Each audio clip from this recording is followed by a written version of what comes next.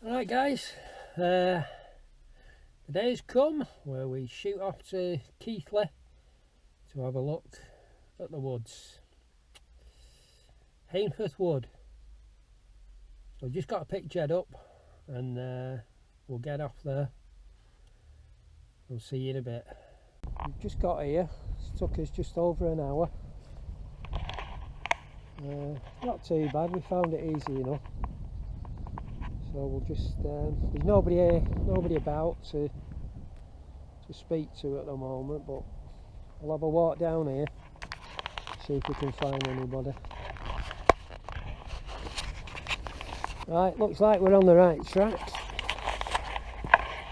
You did say to look out for a green container. It'll be somewhere around about a green container, so that looks like a green container down there. So we'll see if he's there. There's a little green cabin, but there's nobody about.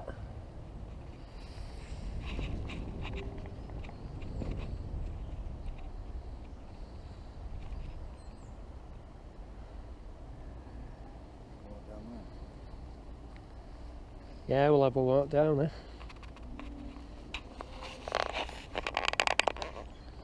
Take you down here, guys.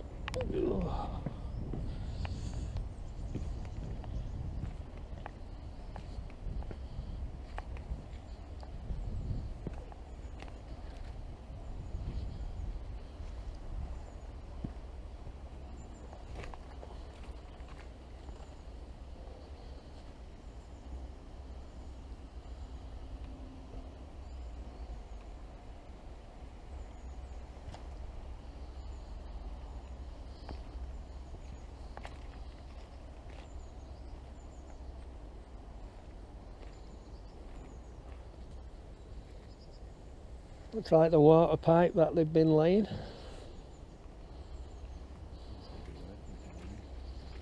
Yeah. Probably are working down here on it. Come down here now, fall, break my bloody neck. Oh shit. I can hear a bit of noise going on. I'll fetch you back in a bit, guys. Originally this was like a track that went through. Now ironically I have a right of access down there to the gate, but then from the gate I don't have a legal right of access down to the main road. They've been actually out into even theirs, they have knitted in theirs, they have knit that, it's the big house that owns it, which is why they put his own access in down there. Right. So she walks her dog up here twice a day, every day. Which she doesn't seem to understand that, you know, if I want to be as bad as her, I'd have to turn around. So I'll tell you what, stop walking your bloody dog. But two wrongs don't make a right, do they? So, you know, my attitude is, well, let it live and let live. And she's trying to sell her house and eventually maybe they'll move. But basically, eventually I'll put a fence up here. Get people wandering into the garden, looking for wood and things like that. You had someone camp on here already? Yeah, we had somebody in January. Yeah, it's coming back this weekend. Right. And then we're doing a bushcraft weekend. What they wanted to do is like set up a semi-permanent area so across somewhere in that corner for everybody to come and use, so that everybody uses the same sort of area and get everybody to contribute to it, sort of thing. Yeah. Yeah. But for now we're using this area down here. This is where the pictures are taken.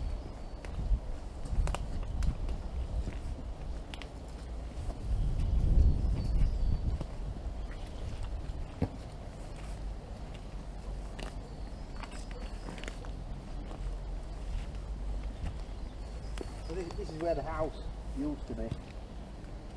Yeah. For like their gardens. So this is the camping area what you were seeing on Facebook, and this is his main camping, proper camping area. All the trees there for hammocks then, mate. Exactly.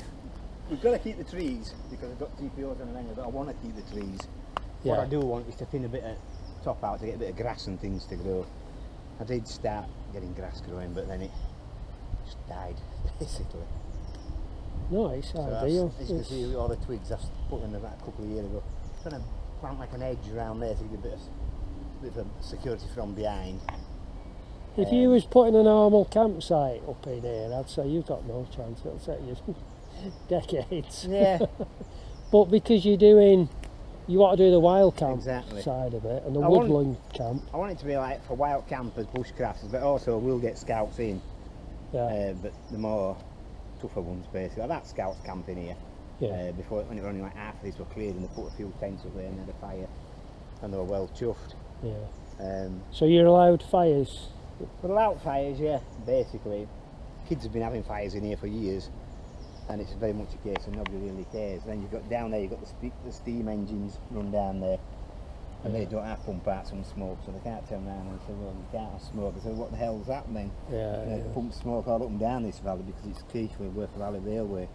It's about a mile down there, and maybe less, is the station.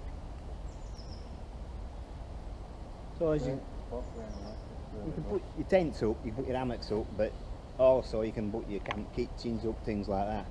And my ultimate aim, for now everybody uses this area because it's flat, but ultimately I want to clear an area up there specifically for the bushcraft wild campers and have this more your tamer, if you like, you know, proper tents, scouty sort of thing, eventually, in time. And what I ask everybody to do is, I don't charge it a fee as such, just gives a donation what you can afford, or what you think it's worth, sort of thing. But what I do like people to do is do a bit of work while you're here. Yeah. So, you know, when we start building that, we might say to everybody, well, if you want to build us a wattle wall or whatever for a shed, you know, put a bit of effort into it, and you get people have different skills, especially in bushcraft. Of course, yeah, you can. And somebody will come and say, all actually, sorts, you've got that all bloody wrong. This is how it should be. And I say, oh yeah, right, crack on. And you know, we'll have a specific fire area up there in time. For now, we use here, but in time I want to move up there. And this sort of depression, eventually, I want to shove all the trees. I want them to burn all the ivy were on everything. When I said, trees were totally covered in ivy. Still would have, like that, we would have killed the trees eventually. So we cleared all the ivy off, but we're all over the floor and everywhere. So eventually, we're having main community sort of fires here, big fires, but eventually I want to push edges of this in so it sort of levels in to make room bigger. About a third again, once this is cleared up, of a big flat area. And just by having people here, it's doing it because me and my volunteers come and we drag all this and we'll have a fire. That's a day's energy wasted for 3 or 4 people. But campers are doing that for fun. Yeah. And they're also saying, here's a couple of quid, Greg, for privilege of doing it. It's a win-win situation. So rather than me standing around burning stuff, I'd rather get the more mundane sort of stuff done. Yeah. So in this direction, the section down to this field down here. And then we're going to see this carrot here, the original carrot. There's like a terrace down here.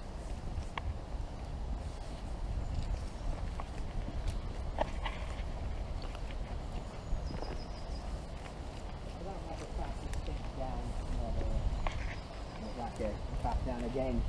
You can hammock between all these trees and they're just a nice sort of hammock width across. If anybody wants to be a bit away, for argument's sake, if you've got a family and want the kids away from adults drinking or anything like that, or scouts and you want to put your older kids down there, they're just slightly out of sight but part of the main camp. Quite like about it.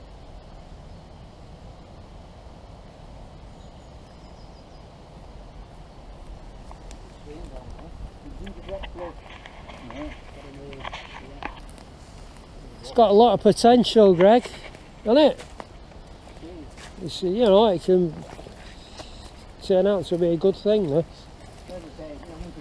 All this ivy from the clear up. Just getting ivy off trees takes hours. But folk are stood there with the knives, you might as well just excavate it, you know. You get your big blades and that, basically you just hack it all off because ultimately it kills the trees anyway.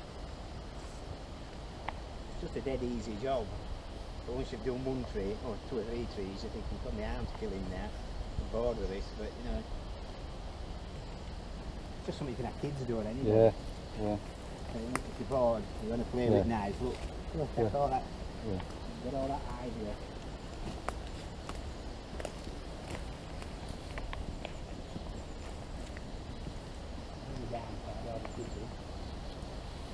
the path came in through there because the guy owned all this wood right through. So the little path came through. From what I can work out, you've had like a servant's entrance here. So this path comes right round the back. So where I showed you, I'm putting an edge up.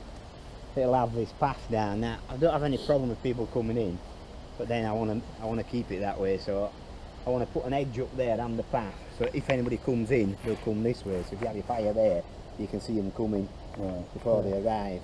Have you seen pictures of the house that you no, there's no proper evidence apart from the maps I've seen. Right. There's a milk jug in a museum somewhere, and that's the only thing.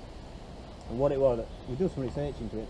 The guy, John Clough, who had the house, when his son was 21, they built the big mansion down there, Red Holt, which is like, they've got the access at the bottom. When he died, they pulled this house down, they took all the stone and everything and built a massive extension onto the other house. And that's why there's no real foundations or anything. Only thing there is the drains, which is what I've connected up to. Because they go down, the drains come down to the manhole. Not that, there's a manhole there, there's another one just down there, and basically they go into the main drains. From this direction, flooding, you can see water come right across here. In fact, them the pictures they put on Facebook. I was stood against that tree taking pictures, and all this is just washed, literally washed. It's washed all this. This is the main drain. It's washed it, totally uncovered it. But our line on the road,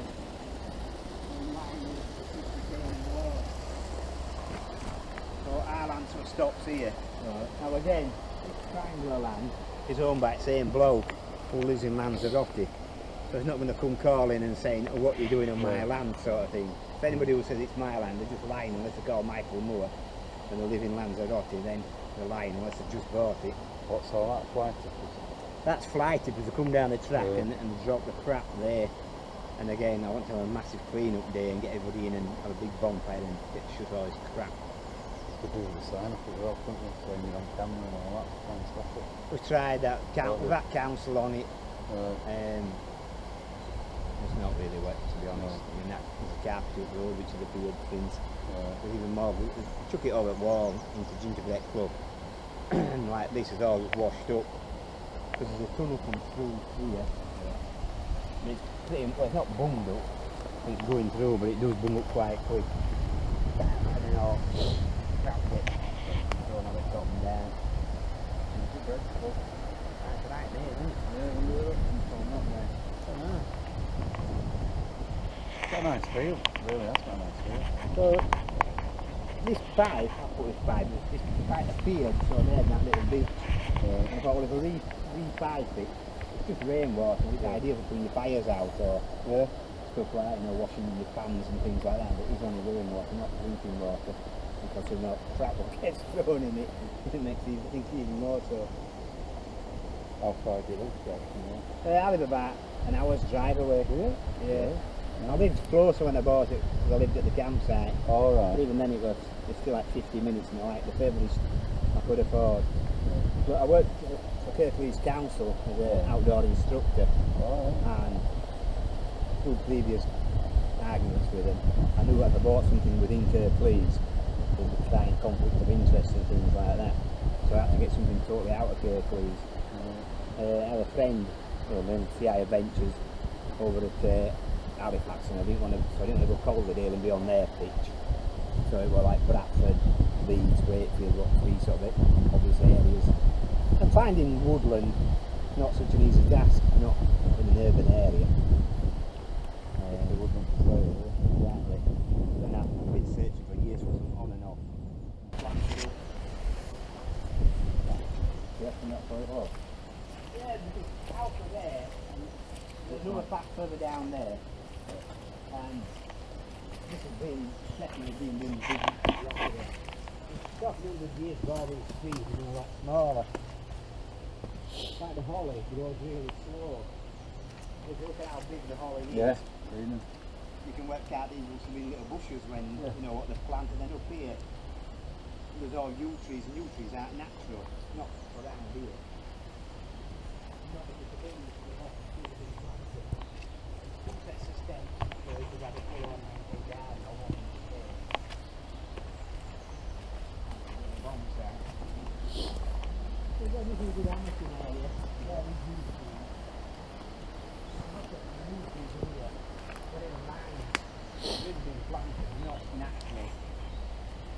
ewes in one area can't possibly be natural. Some of them dead and been taken out, and I've kicked some stumps out, but they're literally in lines. There's been like a stone wall, retaining wall, which stone's long since been nicked. But from what I can get, that's in the house, and there's like a flat garden area there, probably vegetables growing and things. And then I think this has been like a bit of a walkway. You've got your own waterfall over there. Yeah, it's been a bit. The water always comes down there naturally, and then I've re-diverted the rainwater a bit as well. It's coming down a bit more now, but it's been a bit of a... An old woman told me ever since she's been a kid she's remembered there being a water feature in that corner. And what I'd like to do is, I'd like to get a pond there. Yeah. Get a bit of wildlife pond dipping sort of stuff. Yeah. Attract things like that. And again, just for getting water. This tree here is still alive. Yeah, I can see that. And it, gone and carried on again, growing on it. It was on a ewe. And tree surgeon advised us to sacrifice the ewe Right. if we wanted to keep that. Which was basically let that drop to the floor, so we cut it and it didn't drop to the floor, but it won't go right down, and it's brilliant again for camp kitchen type things, throwing tarps over and that. Awesome place, this, isn't it? I like this bit here, it's really nice. It's got a really nice feel. I see this is more of an hammocky area than down, and once it's cleaned up a bit, it really could do with a bit of light letting in, and there's a massive branch up there in there since I come again, which wants to get him down at some point. But I pipe this water under there, silted up at the minute, but I've run a pipe through to down here, and again, because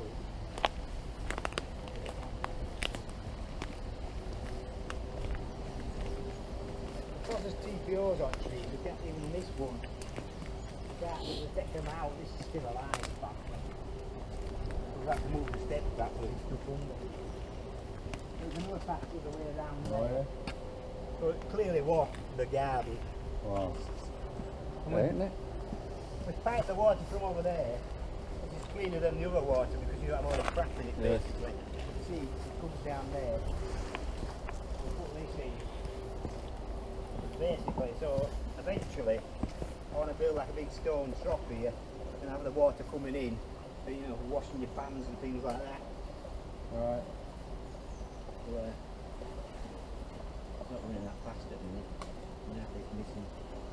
But that all goes into the drains, which I've connected all into the main drains. So we'll go back up that way now.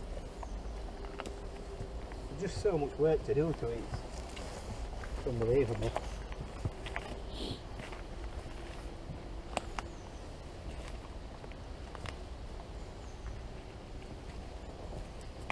So this is one of the original paths to what we're in. When we came, we had to cut through all this. You know, just a solid massive laurels.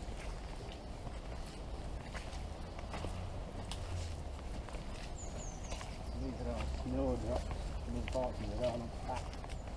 Yeah.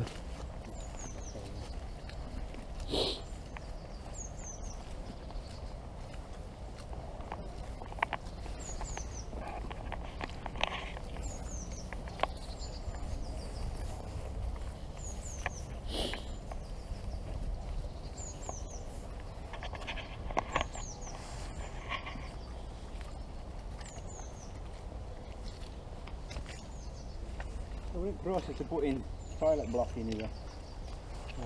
More or less on with, I am on with toilets now. I'm just. And what it'll do is, top at that there's a water tank catching out rainwater, which is coming out of the fields over there through a pipe down that trench. We're catching into a big IBC tank.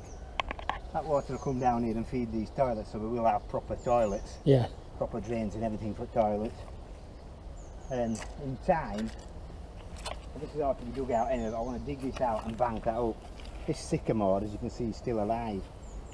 It's gone over with wind, but it's still alive, so what I'm trying to do is, I've trimmed it all back and I'm trying to get an edge to grow, just to screen the toilets, and eventually I want to put sinks on the outside sort of sinks. Again, it's just for swilling your pans out and things like that. There's a lot to do, but I bet you'll have a lot of helpers that are willing to help you. Yeah, I get people on at the beginning. my mates and that from the other campsite all said, yeah, well, help. And I don't think they really had a clue what I was doing, and I couldn't vision it. They couldn't get the vision what I could. the area down there, it had all. We've taken a few trees out, but not many. There were a lot of dead trees lying around and that. There'd been 100 years of dead trees in it, and they just helped because they wanted to talk to some mates, but they couldn't. I don't really think they understood what they're trying to do. Now I've cleared it, I get scouters and that, and they say, oh yeah, this is, like you guys said, this is a lovely flat area. But they couldn't see it until you've made it. Yeah. And it's a bit same. I know I talked to some bushcrafters and say, well, over there I'm going to make a bushcraft here, and they look and they think, don't get it. But if you actually look close, you'll see it's terraced. You know, it's like flat there, and it goes up, and there's another bit of a flat there, there's a flat there. Yeah. I'm not sure exactly where, but somewhere there. I'd like to maybe sort of where that dead tree is, a bit of a bushcraft area there. Because on all fronts it's better, because if you're parking your vehicles up here on the track at the top, you'll be able to throw your kit out and everything, you'll be able to keep your eye on them. Whereas we've not had any problems, but I always err on side of caution. You know, your vehicles are there and you camped right down there. It's a risk, but no matter where you go, you get the same risk, don't you? That's right. But if you can cut that risk down, so have like a bushcrafty sort of area there, and then have your more scouty sort of folk down there. It just splits it up a bit, so you can have like sort of two lots all at once. We have a lot to do, but the people who come, you seem to know exactly what you want to do, which is a great thing. Exactly, and the biggest problem I've had with scout sites is some good ideas, but then they'll build a building there and it don't link with grounds they've got there, and you say, well, what's that? Oh, that's a scub building. Well, what's that? That's a scub activity field. Yeah, but that's there and that's there. Why the hell didn't you build it there? And I see it again and again and again as a site warden, because I used to go around sites and I've been for jobs at sites, and somebody will give them some money, masons or round table will say, right, you know, you can have so much for the building, but nobody's saying, but we want to come in and tell you where to put it, because everybody thinks they know best, and they're all well-meaning volunteers, but ultimately it's not one person. The DC changes, the district commissioner changes, or everybody goes, somebody else comes in, and bang, they've got new ideas. Whereas here, it'll be me controlling it. I will listen to everybody. If anybody's got an idea, I'll listen to it, and if it's a good idea, I'll run with that, or I'll get next lot who'll come in and say, what do you think of this for an idea? And I'll say yes or no, so that's a crap idea, or yeah, that's a good idea, I like that. And then we'll run with it. But ultimately, we'll keep that control on it. Oh yeah, I mean, these toilets are debated and debated. These two buildings, this and that, and the only buildings we've got on site, and I haven't got permission to build any more, and we never will get permission. So I'm not even going to bother asking, basically. So, great debate. Do I put a toilet in that one? Do I put it in this one? Do I just go for something down there and blag it? Or, you know, loads of debates about it. And ultimately, then we came up with this. Still not 100% sure it's been the best decision, but certainly if we'd have had it up there, we'd have had some right gravity fall on it and gone like a rocket.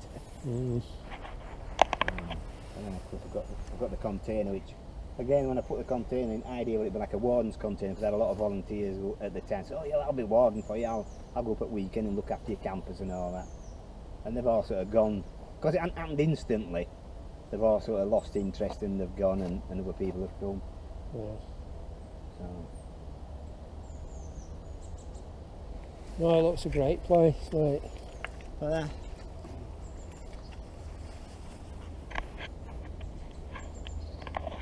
not a great deal of wildlife. It's coming back now mainly because local numpties have shot everything in sight. Yeah, getting more and more. When I first came, it was totally eerily silent. And it took me a while to work out what it was, because where I used to live, you were overrun with bloody squirrels and rabbits, and here there's none. I saw a rabbit over we do get deer, ironically. I've actually seen deer once. I didn't believe it. I thought I'd exaggerated this. And the locals, I said, oh yeah, we get deer, they go up on moors and they run through. And I didn't believe them, and then one Saturday dinner time we were working down, clearing some of them dead trees, and he had a little dog, and the dog were growling. So I said, what's up? And we looked up, and a little deer just stood watching us. Wow. I was well impressed. I thought, bloody wish I had a camera, nobody would believe this. But other folk have said they've seen it, you know, live down track, and they've said they've seen him in the garden and things. And they showed me evidence. I've seen evidence on trees where they brushed against them and things. Apparently somebody had a sanctuary or something down at the bottom and they didn't build a big enough fence and they escaped and now they live up there. Typical thing, yeah. Find one with access and you can just use proper climb. That'd be good, wouldn't it? Yeah, eventually, that's what it says on the Facebook. I want it to have activities. Yeah. That's what I was good at the scout campsite. But I've realised that the bushcraft way is better for me, as you say, at this moment to get this site up and running. They tend to not be as fussy as scouts, they're a bit more easy going and well, from what from what I've seen on Facebook, everybody seems to be, you know, everybody welcome with everything. Anybody who said, a few folk have said, well, we'll build something, but it's open for everybody, and that's the whole point. It's not one person, it's not a club's site. You're welcome to come on a regular basis, but yeah, other it's for groups everybody. are also welcome to come. Yeah. And if they come, they will use your fire area, and if you leave out, they will use it. Yeah, well, it's for everybody, and isn't it? That's it, and that's what I'm finding with bushcrafting folk, and I'm liking it basically. I've always been I mean, a camper, most people respect things, don't they? You know, if you're a bushcrafter and yeah, that. but with scouty folk, they're all bloody territorial. It's all about us sort of thing. And they start with best of intentions and then lose it somewhere. It's all, you know, this is our group. We're better than that group. And with bushcraft, it's all, yeah, can you show us how to do that sort of thing? Well, when you read it on Facebook, it's like, I was reading something this morning, somebody put some firelighters on. Somebody was like, how'd you make them? Somebody said, yeah, I want to know how you make them. And I'm sure when I go at tea time, I said, this is how I made them. It's not about, I've got this idea and I'm not telling anybody because it's good. But with scouting, there's a lot of good people in scouting. But there's also some right bloody empire building planks amongst them who I've met in the years. And I will get scouters here because I have a lot of friends in scouting. There's some explorers who wanted to come. In February, but it was the same time as that bushcraft weekend. So they're coming in March. And they will work, you know, they'll come and they'll do work on the site. It'll be good. That's all I can tell you. If you have any questions, you can have a look round yourselves if you want. Yeah, that's brilliant. That's pretty much my standard guided tour. I've done it many times.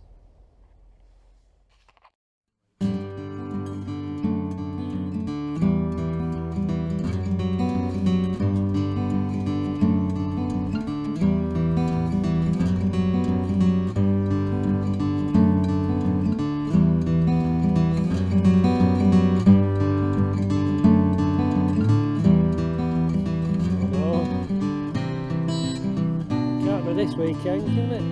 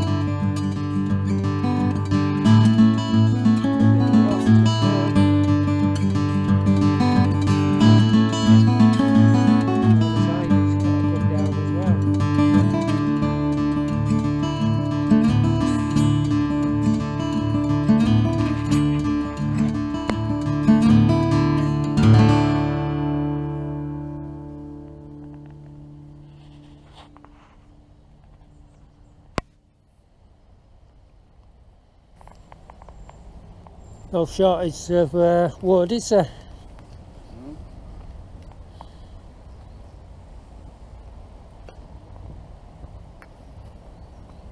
It's a great little area, this. It is, isn't it? Yeah.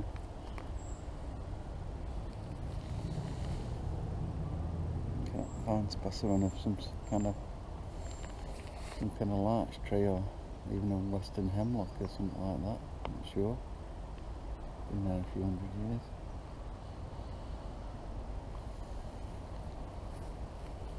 But it was amazing when the house was here. Yeah. There's just been full of flowers over there at the back, and I reckon that they're in a pool at the top there. Mm. Yeah. You just imagine things, can't you? Yeah. Yeah. A miniature Heaton hall, eh?